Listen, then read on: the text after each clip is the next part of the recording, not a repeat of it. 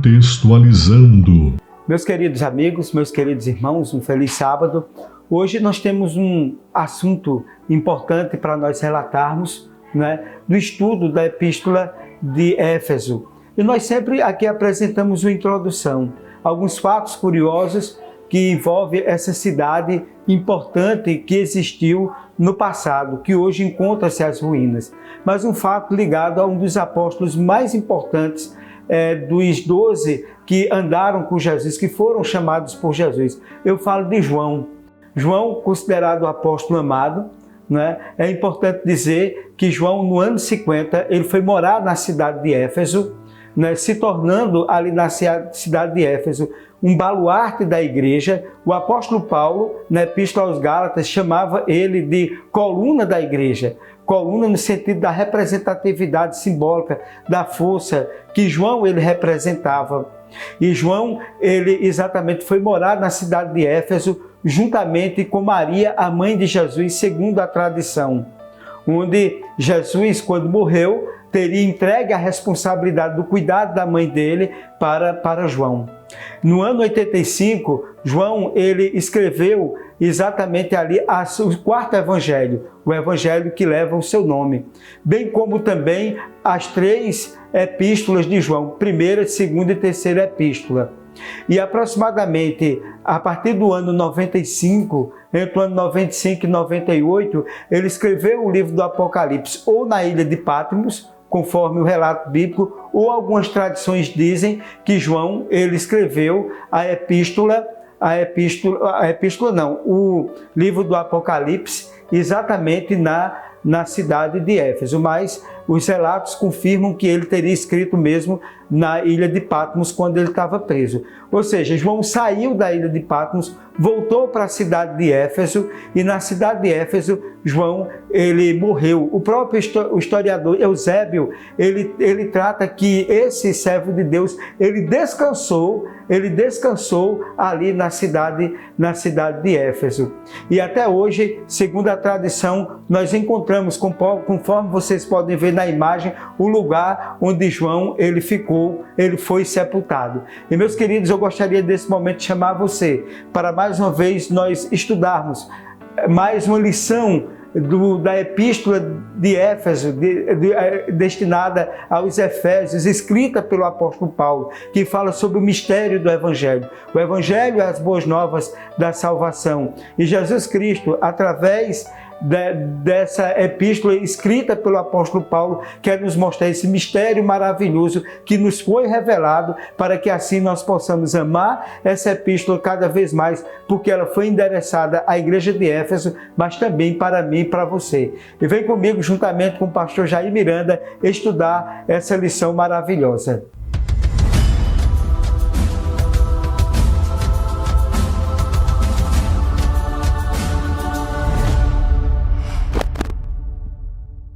Feliz sábado, meu querido amigo, meu querido irmão. Que grande alegria, que grande prazer você mais uma vez fazer parte do nosso canal. E mais uma vez a gente pede a você, compartilhe nosso canal, se inscreva no nosso canal, dê um like e Deus vai nos abençoar com tantas coisas boas. Hoje a gente está nesse sábado, adiante desse sábado maravilhoso, sábado, o dia do Senhor, o dia que Deus determinou para o nosso descanso físico e espiritual. E a Bíblia diz: seca-se a erva, cai a sua flor, mas a palavra de Deus permanece para sempre. Hoje nós temos a grande alegria e o grande prazer de trazermos aqui em nosso canal para revisar a lição da Escola Sabatina, o nosso querido irmão, amigo em Cristo, o pastor Célio Barcelos. Nada mais, nada menos, ele é amigo de Jair Miranda, que é um contemporâneo nosso, um conterrâneo nosso, um amigão do peito, e de também pastor Nilson Caetano dos Santos, um grande amigo, um grande pastor, uma pessoa excepcional. Então, o currículo dele é muito bom, porque ele conhece Jair Miranda, ele conhece o pastor Nilson Miranda e também me conhece. Então, o homem tem currículo. E o pastor Célio Barcelos, ele é formado em teologia pelo IAN, a FADBA, a Faculdade Adventista da Bahia, tem o mestrado lá no NASP, o mestrado em teologia, tem também pós-graduação, e ele atua hoje no distrito de Jaguatiúna, no estado de São Paulo, ali perto de Campinas. São Paulo, a maior cidade do Brasil, né? O maior estado em nível populacional do Brasil, estado maravilhoso, a capital do trabalho, né? E, pastor, seja bem-vindo ao nosso canal. É um prazer enorme ter o senhor aqui, né, pela primeira vez no nosso canal, e que se torna uma cultura. O senhor participar sempre aqui, né, para compartilhar, né, com a gente as maravilhas da palavra de Deus, da lição da Escola Sabatina. E no trimestre passado, o senhor escreveu um comentário, né, para a CPB da lição da Escola Sabatina. Como é que foi a experiência, pastor Sérgio? Seja bem-vindo. Ô, meu querido irmão, obrigado pelo convite. É sensacional aí poder estar participando com você, com o seu público aí na internet, com os nossos queridos irmãos. É muito bom. Olha, eu estou muito feliz por ter recebido esse convite. O pastor Jair, que houve essa ponte, esse intermédio aí para estar aqui atendendo vocês neste sábado. Eu realmente recebi um convite da CPB, um amigo, para que eu pudesse escrever os comentários das 13 lições daquela lição que a gente teve, o Fogo do Ourives.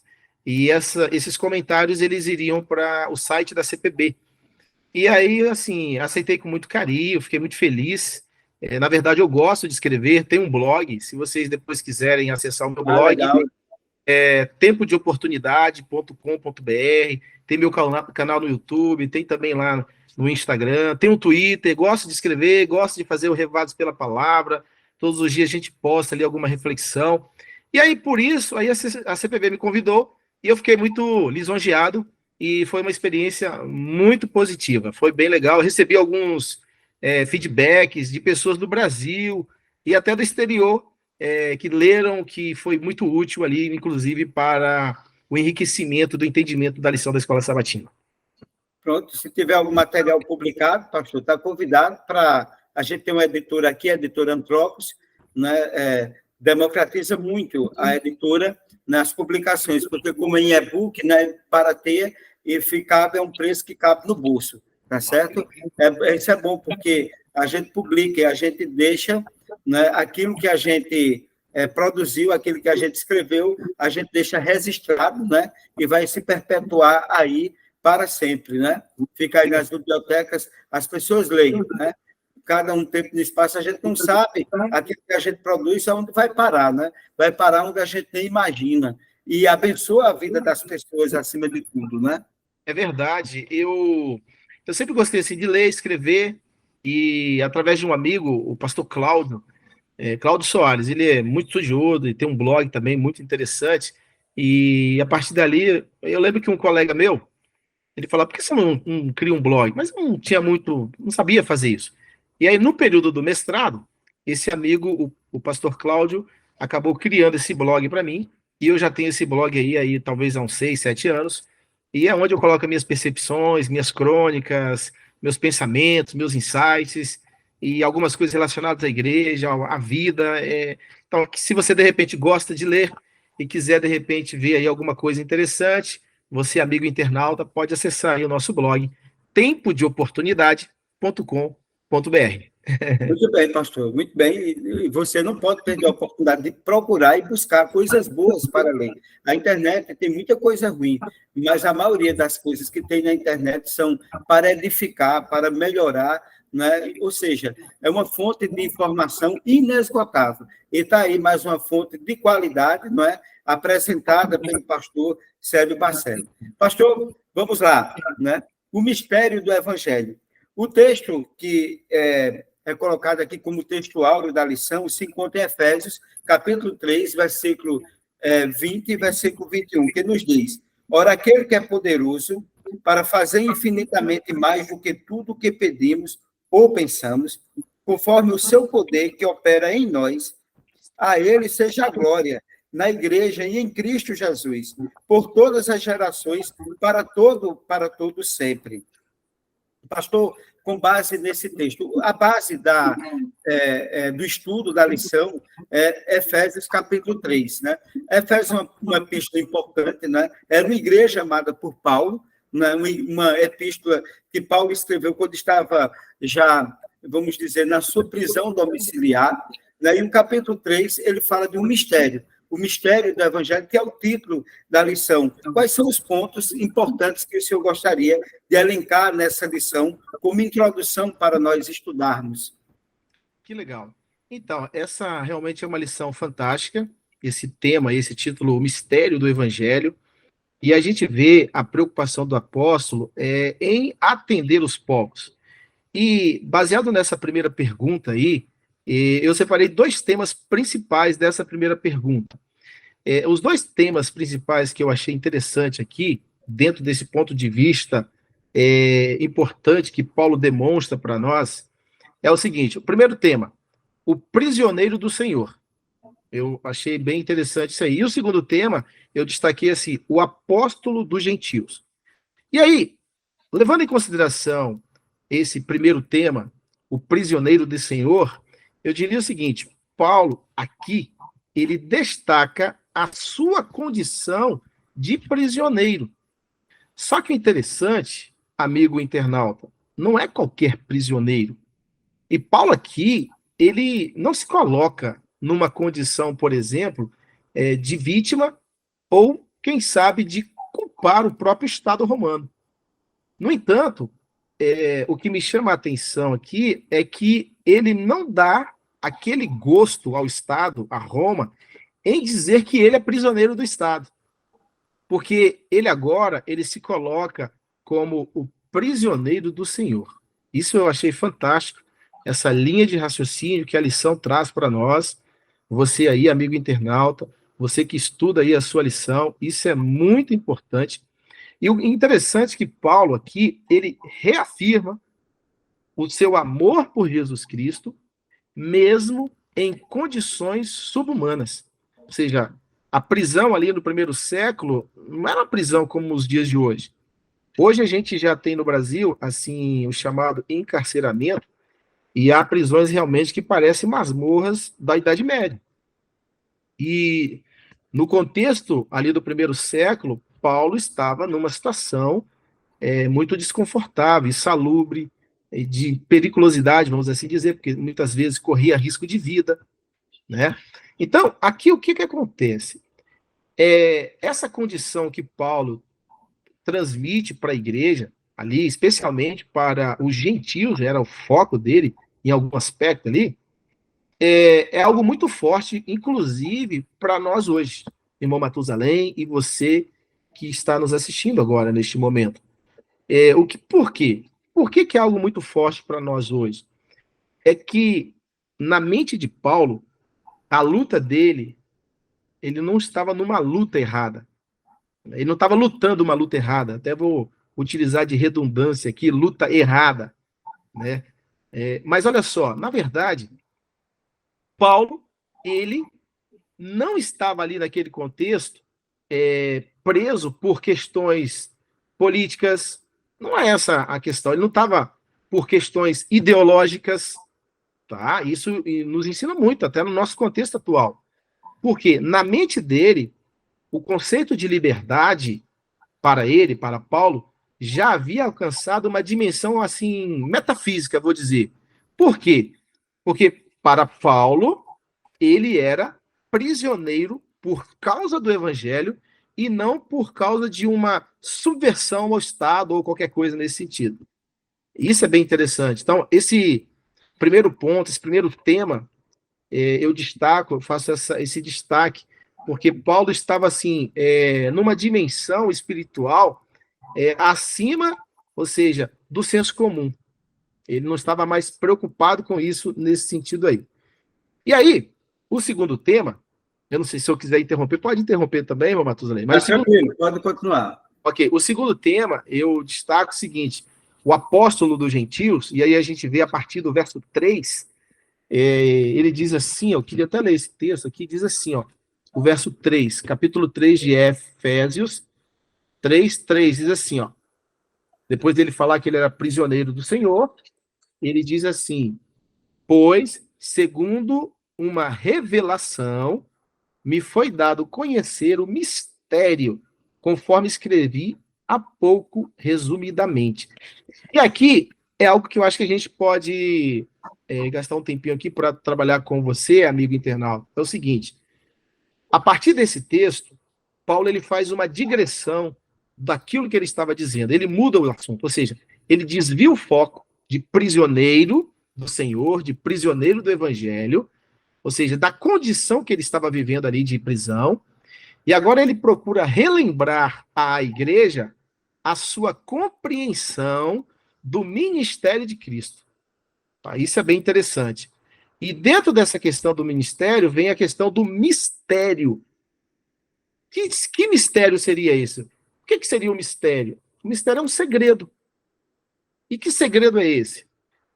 O segredo é o texto que a gente acabou de ler. Na mente de Paulo, o mistério é a revelação. Olha que coisa fantástica. Ou seja, a revelação aqui, nesse contexto, para Paulo, é acerca da morte de Jesus Cristo, ou seja, a morte de Cristo, e para ele, a cruz de Cristo foi o grande divisor que provocou a unidade entre judeus e gentios como membros de um só corpo, a Igreja de Deus. Isso é fantástico. Isso é fantástico, ou seja, Paulo está tentando transmitir, aqui ele faz ele muda o foco da prisão e volta ao assunto que ele já tinha falado anteriormente, acerca dos gentios. E, ou seja, o foco de Paulo aqui, amigo internauta, distinto amigo, distinta amiga, está na atividade do seu apostolado em favor dos gentios. Ou seja, Paulo estava fazendo algo que os judeus abominavam, eles repugnavam. E por que eles repugnavam aquilo? Porque eles não compreenderam o mistério da revelação. Olha só, e olha aqui. Pastor, sendo mais específico, que aqui a lição, já na parte segunda, ele traz, né? Que mistério que mistério foi confiado a Paulo? Sendo mais específico, que mistério foi esse? Esse mistério Paulo não entendia, a igreja também não entendia, ou Paulo entendia e a igreja entendia também. Como é que a gente pode compreender na amplitude esse mistério que era o ministério de Paulo? Então, esse mistério ficou bem claro para Paulo. Não estava claro, talvez, para a igreja. Certo. E Deus que rejeitaram o próprio Salvador, né? Porque os judeus, se eles tivessem compreendido, eles não teriam rejeitado o Messias. E isso é bem interessante. Então, Paulo, a princípio, rejeitou, mas quando ele teve aquele encontro com o Senhor na estrada de Damasco, ou seja, a revelação veio para ele e impactou a vida dele. E aqui, em cima dessa pergunta, desse mistério, irmão Matusalém, eu diria o seguinte, eu destacaria 3 coisas. Primeiro, esse trecho da carta foi direcionado aos crentes gentios da igreja Lares de Éfeso, ali de Éfeso, né? Então, por exemplo, de repente o internauta pense assim em igreja, ali no contexto do primeiro século, como se fosse a igreja hoje. Não, a igreja não era dessa forma que a gente está hoje. Essas paredes, essa ideia das catedrais, de grandes igrejas, elas surgem a partir de Constantino. Mas havia lá a chamada Domus Ecclesia, ou seja, eles se reuniam, era a igreja lar, e ali eles tinham a comunhão, o relacionamento, a missão, e eles aprendiam, né, dentro desse contexto do evangelho, vamos assim dizer. Isso é bem interessante. E até dentro do contexto de história, sei que o senhor é da área da história, eu gosto muito. Sim. Também, ali mais ou menos por volta do segundo, terceiro século, a arqueologia, na verdade, no século 19 e 20, eles descobriram a cidade de Dureirópolis. E na cidade de Dureirópolis, eles acharam algo interessante. Era uma cidade mais ou menos de 7 mil habitantes ali. Era uma cidade que não sofreu tantas intempéries do império, que são de perseguição. E eles viviam um pouco em comunidades um pouco similar. Por exemplo, judeus, havia lá os adoradores de Mitra e havia a sinagoga. E havia, dentro desse contexto, e havia a Domus Ecclesia, a igreja lar. E é bem interessante que havia, assim, dentro do contexto de arquitetura, algo bem similar. Havia um bom convívio dentro deles, assim, até de respeito. Algo até meio que estranho, fora da curva, daquilo que a gente tem sempre aprendido aí do contexto do evangelho. Mas, voltando ao assunto, dentro daqui, para a gente clarificar essa questão do mistério, aí Paulo, o que que ele faz? No segundo pensamento aqui, na segunda coisa, seria assim, ó, Paulo, ele se afirma como o destinatário de uma missão desconhecida para os discípulos. Aí vai entrando a revelação desse mistério, que era o quê? Fazer com que o evangelho alcançasse pessoas distintas, etnia, raça, credos, e não foco judaico, e não foco da igreja cristã judaica primitiva ali somente. E aí Paulo agora, ele entende, ele assume o seu apostolado com a missão desse mistério de Cristo, que era justamente fazer o quê? Fazer essa unificação para que a igreja não fosse ela dividida a judeu, cristão, não, mas que a igreja de Deus, composta de judeu, cristão, de grego, enfim, de qualquer pessoa, de qualquer nacionalidade. Então, esse é o foco do mistério. E aí Deus revela dizendo o seguinte, olha, o gentio, ele é tão coparticipante do corpo de Cristo, assim como é o judeu cristão. Então, pastor, na sua opinião, o mistério seria o ministério, né? O evangelho ao alcance de todos. Era um mistério para eles entenderem que Deus estava acabando com essa dicotomia entre judeus e gentios. Seria essa a síntese? Muito isso bem, mesmo. Bom, pastor, aí depois ele entra aqui, a igreja reveladora da sabedoria de Deus. O que Paulo disse sobre Deus e suas ações. Está ali em Efésios, capítulo 3, versículo 7 até o versículo 13. Né? Como é que nós poderíamos discutir? O que é que Paulo está enfatizando aqui no capítulo 3 sobre Deus e as ações de Deus? É interessante a partir daqui, que ele, assim, ó, o verso 7, eu queria ler o 7, o verso 7 diz assim, ó, do qual fui constituído ministro conforme o dom da graça de Deus, a mim concedida, segundo a força operante do seu poder. A princípio, irmão Matusalém, distinta internauta, pode parecer que Paulo está utilizando de certo pedantismo aqui, ao ele reivindicar essa condição de ministro. Mas quando nós vamos avaliar o significado da palavra ministro, aí é uma outra história. Porque se a gente colocar a palavra ministro hoje, ela exige status, né? Por exemplo, alguém que é ministro do governo, ministro de Estado. Então, o indivíduo tem toda uma pompa, toda uma estrutura de Estado para ele.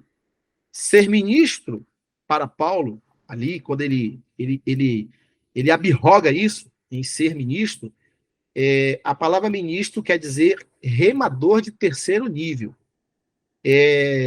As antigas embarcações romanas, chamadas galés, elas tinham 3 níveis de remo.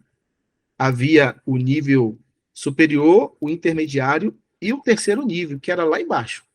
Então, aquele terceiro nível era aqueles escravos que estavam ali forçando para remar, era onde recebia toda a sujeira do alto, os excrementos, os lixos, né? Então eram jogados e aquilo caía. Então, quando Paulo, isso é muito profundo, quando Paulo se diz ministro, ele está dizendo o seguinte, olha, eu sou um remador de terceiro nível. Ele não está querendo se exaltar, mas ele está se colocando como o menor de todos os santos, o menor de todos os apóstolos.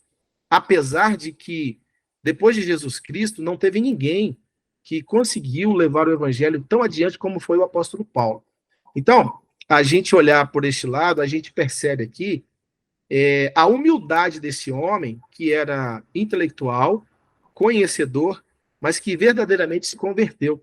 E eu só queria fazer um destaque aqui, irmão Matusalém, no texto de Ellen White, que ela fala o seguinte, no Caminho a Cristo, ela assim, ó, quanto mais perto você estiver de Jesus Cristo, mais cheio de falhas se sentirá a seus próprios olhos, pois sua visão ficará mais clara.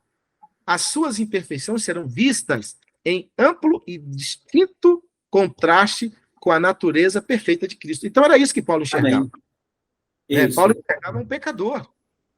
Isso. Pastor, aí agora, Paulo, na parte de quarta-feira aqui da lição, Cristo habitando no coração, né? Aqui ele já vai trazer um pouco o aspecto da oração, quando ele diz que compara o pedido de oração de Paulo no capítulo 1, versículo 16 até o 19, e comparar ali com o apelo que Paulo fez em Efésios, capítulo 3, 14 e 19.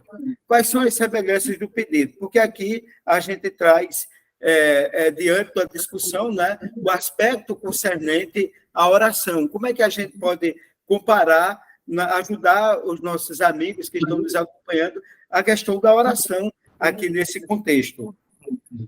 Então, aqui eu achei bem interessante, irmão Matusalém, distinta internauta, é o seguinte, no pedido de oração, aí no capítulo 1, Paulo, ele clama a Deus como Pai da glória, que concede sabedoria através da revelação.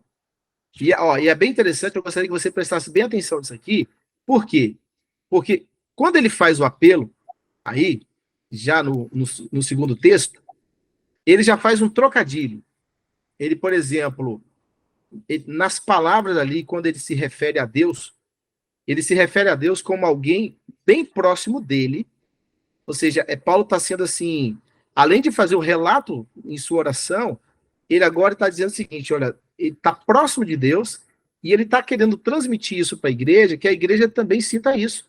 E isso é extensivo a mim também e a você que está assistindo agora.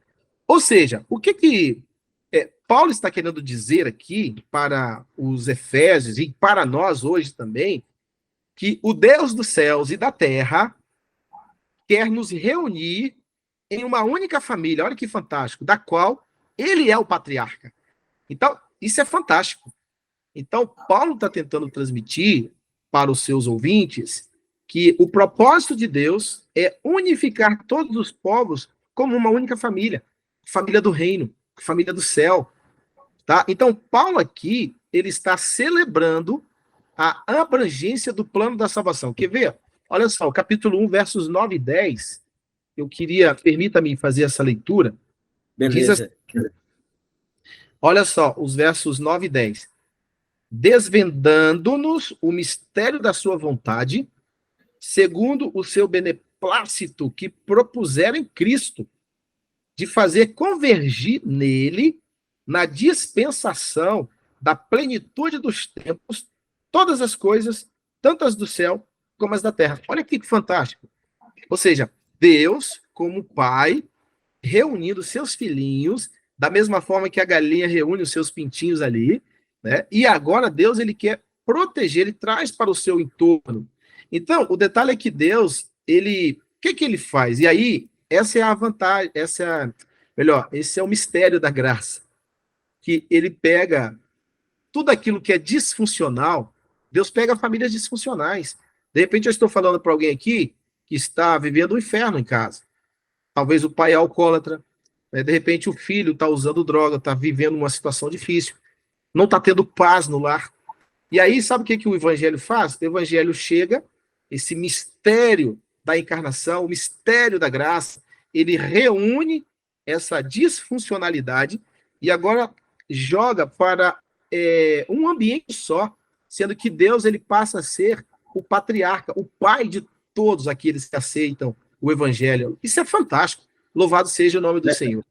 Amém. Pastor, o último tópico da lição, né, que ele fala da glória da igreja em Cristo, aí fala o desfecho, como Paulo ele vai fechando ali o capítulo 3, né, da epístola aos Efésios, quando ele diz o seguinte: ora, aquele que é poderoso para fazer infinitamente mais do que tudo quanto pedimos ou pensamos, conforme o seu poder que opera em nós, a ele seja a glória na igreja e em Cristo Jesus, por todas as gerações, para todos sempre. Amém. Que fechamento, né?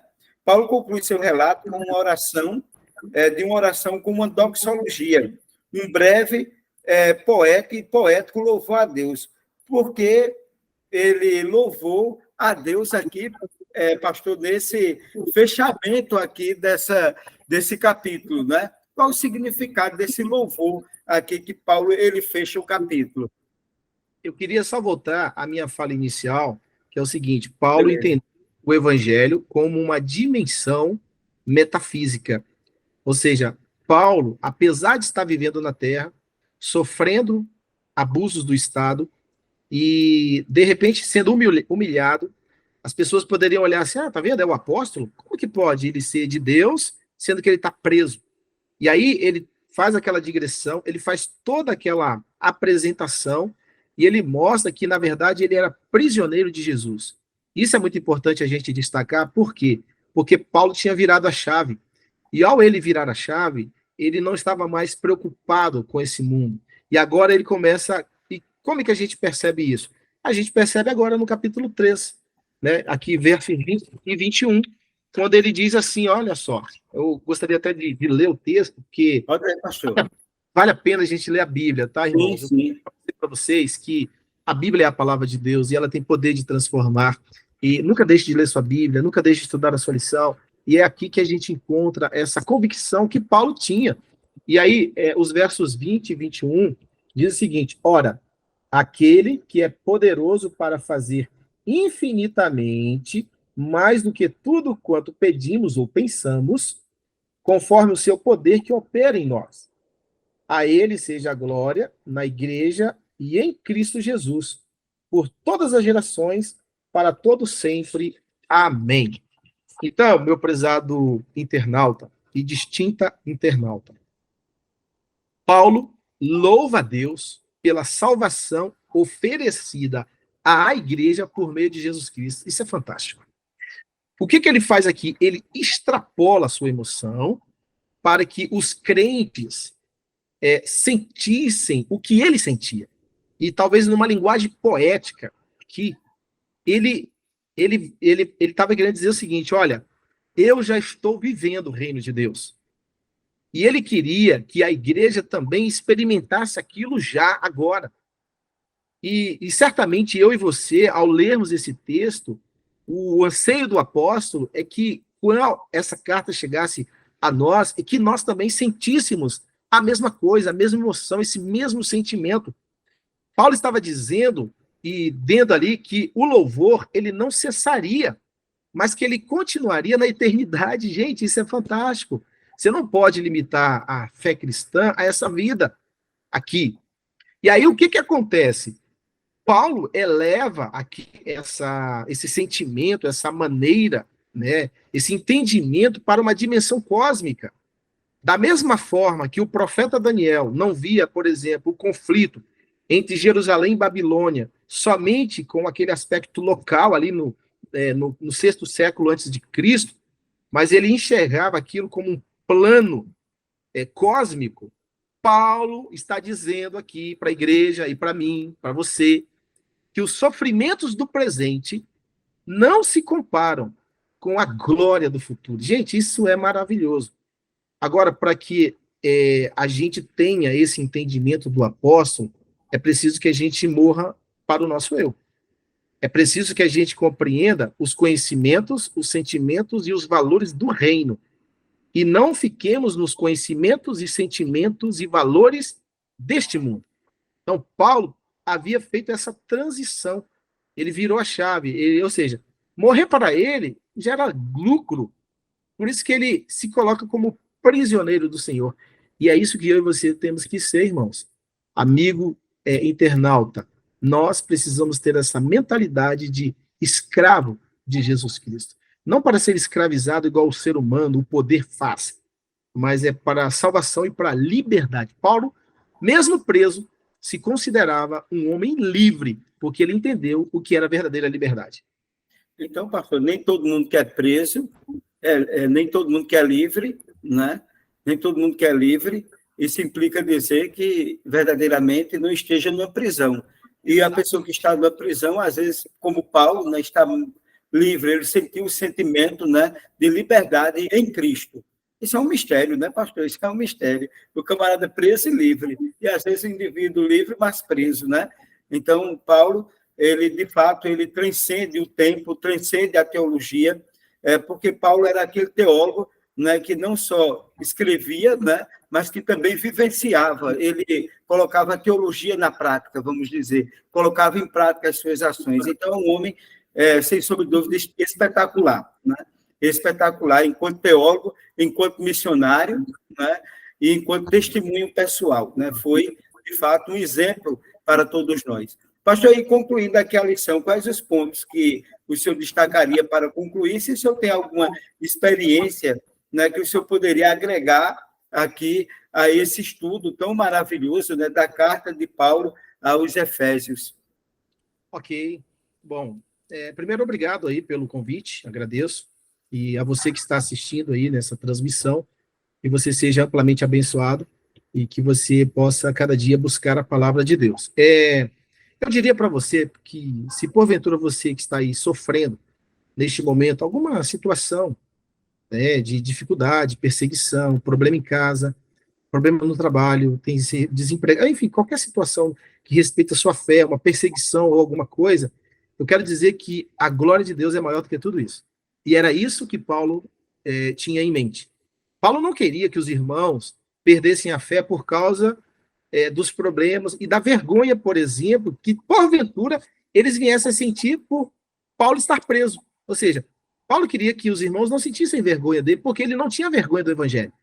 Isso é muito interessante. E isso eu acho que a gente precisa aprender um pouco. Talvez a gente tenha até vergonha de Jesus. Será que a gente tem vergonha de falar de Jesus? E se amanhã a gente tiver que morrer por Cristo, será que a gente tem compreensão dessa dimensão que Paulo tinha? E aí, eu quero só dizer para você que eu destacaria a lição aqui, os pontos, que a primeira coisa é que o cristão herda, e eu queria que você prestasse bem atenção nisso. Eu pude perceber isso aqui. A primeira herança que você e eu herdamos é o sofrimento de Jesus. Então, Paulo tinha essa real compreensão, tá? Então, se você, amigo internauta, amiga internauta, quer ser co-participante do reino, no reino de Deus, você precisa assimilar a coparticipação no sofrimento. Porque o sofrimento, você não pode ser cristão só nos momentos bons. Mas Paulo está mostrando para mim e para você que ser cristão envolve resiliência, envolve resistência e confiança plena no reino de Deus. E aí o que acontece? Uma outra coisa que eu destaco aqui.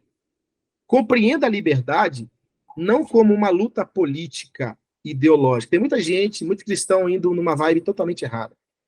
Tem muita gente aí brigando por situações, lutando lutas erradas. Tá?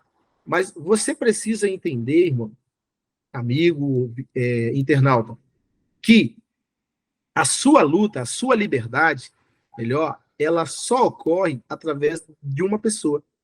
E essa pessoa é Jesus Cristo. Procure enxergar além da dimensão física, como fez o apóstolo Paulo. Olhe para as pessoas, um outro ponto de destaque aqui, da mesma maneira que Paulo olhou. Então, toda vez que você olhar para alguém, um gentio, né, vamos assim dizer, porque nós somos considerados gentios, se fôssemos olhar dentro do contexto do primeiro século. Mas quando você hoje, cristão, olha para um pagão, alguém que não é da sua fé, um ateu, alguém que é diferente de você, não olhe com um olhar preconceituoso. Não olhe com separação étnica, racial, cultural. Mas procure olhar aquela pessoa como alguém carente de Jesus, assim como Paulo olhava. Então, compreenda o mundo do pecado como um mundo antagônico ao reino de Deus. Era isso que estava na mente de Paulo. E aí, o que eu diria para você? Um destaque importante. Você precisa ser embaixador e embaixatriz de Jesus nessa terra, assim como Paulo, para continuar a missão do Evangelho. E concluindo, eu queria aqui terminar com uma história real que aconteceu no 3º século depois de Cristo. E é uma história fantástica. Se você ainda não conhece, eu gostaria que, se de repente você pudesse procurar essa história, a história de Perpétua, ali no contexto da Igreja do Norte da África. Quando a gente olha o cristianismo no Norte da África, era um cristianismo vibrante, cheio de fé, um cristianismo intelectual. Na África, ali no Norte, naquela região de Cartago, Alexandria, esses lugares promoveram pessoas extraordinárias, como Tertuliano, nós tínhamos lá Cipriano, nós tínhamos Orígenes, aí depois um pouquinho mais, Agostinho, ele surge depois naquele contexto também do norte da África, e havia essa figura, essa jovem chamada Perpétua. Ela tinha apenas 22 anos. Perpétua, ela era uma recém-conversa que ainda não tinha sido batizada. Ela era uma mãe, ela estava amamentando uma criança, ou seja, uma mãe de apenas 22 anos, amamentando uma criança.